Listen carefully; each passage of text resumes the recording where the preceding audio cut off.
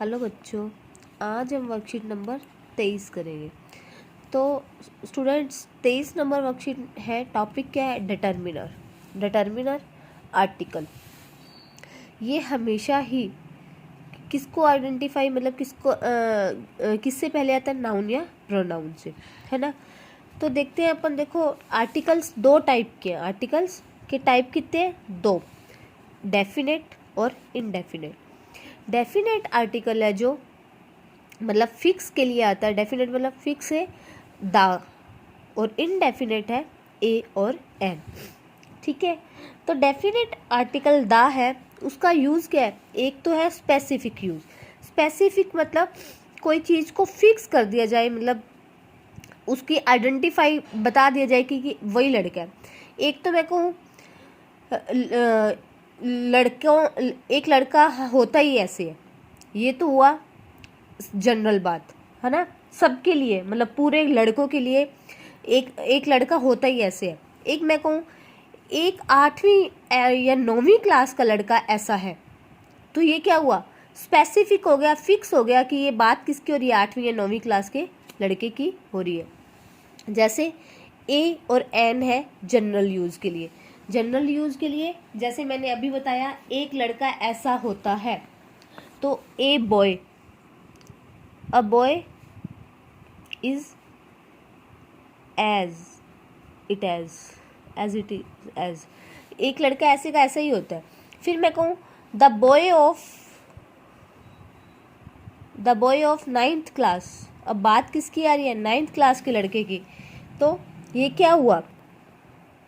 Specific, तो इसलिए आया है क्या? द। फिर है द बुक ऑफ इंग्लिश। देखो ये भी स्पेसिफिक है, इंग्लिश की किताब की बात हो रही है। बुक कौन सी? इंग्लिश की।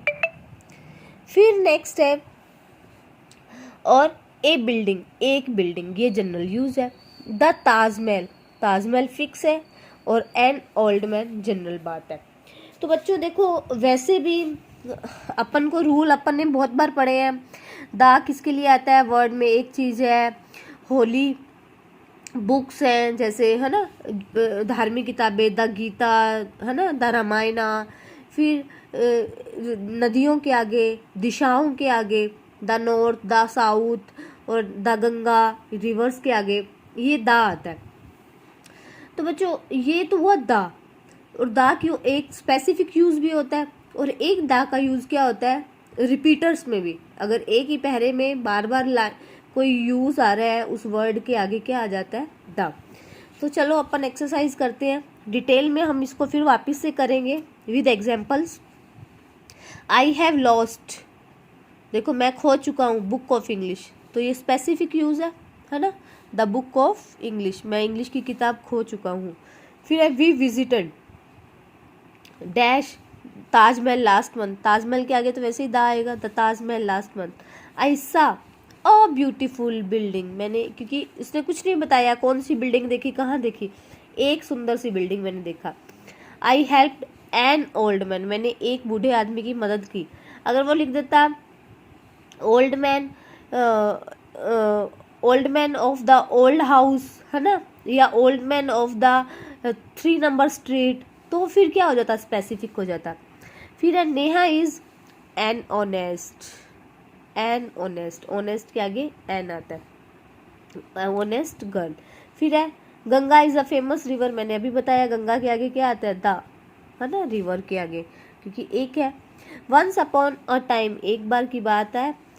अ time there was a owl, एक बार की बात है, एक उल्लू था, क्योंकि पता नहीं है कौन सा उल्लू था, कौन से पेड़ वाला था, कौन से गांव, कौन से शहर का। आई हैव एन अम्ब्रेला, मेरे पास एक छाता है। फिर है the capital of Rajasthan is Jaipur, ये देखो स्पेसिफिक है, द कैपिटल ऑफ राजस्थान। फिर है द फर्स्ट प्राइम मिनिस्टर, ये भी स्पेसिफिक है। देखो पहला प्राइम मिनिस्टर अपना कौन था of India? Was Pandit Nehru, तो ये भी स्पेसिफिक है। तो बच्चों ध्यान ये रखना है, देखो अगर चीज़ का स्पेसिफिकेशन है, मतलब एक्सप्लेन है कि वो कौन है, क्या है, तो द। अगर नहीं है, जनरल यूज है जिसका सेंस एक में आ रहा है, तो ए या एन। ए का यूज कहाँ आता है? सिंगुलर्स के साथ, और एन का भी क्या आता है? सिंगुलर्स के साथ। पर एन का यूज किस साउंड के आगे आता है? A E I O U, जो कि 5 वोवल्स है, इन साउंड्स के आगे क्या आता है? एन। इसीलिए हमने ऑनेस्ट के आगे भी एन लगाया बच्चों, क्योंकि एच क्या है? साइलेंट। होटेल, ऑनेस्ट, है ना, ये सब। तो अगर बच्चों आपको मेरा वर्कशीट करवाना अच्छा लग रहा हो और हम डिटेल में टॉपिक्स जल्दी करेंगे, तो बच्चों मेरे साथ जुड़े रहें, मेरी वीडियो को लाइक करें, चैनल सब्सक्राइब करें, फ्रेंड्स के साथ शेयर करें। Thank you, good bye, all the best.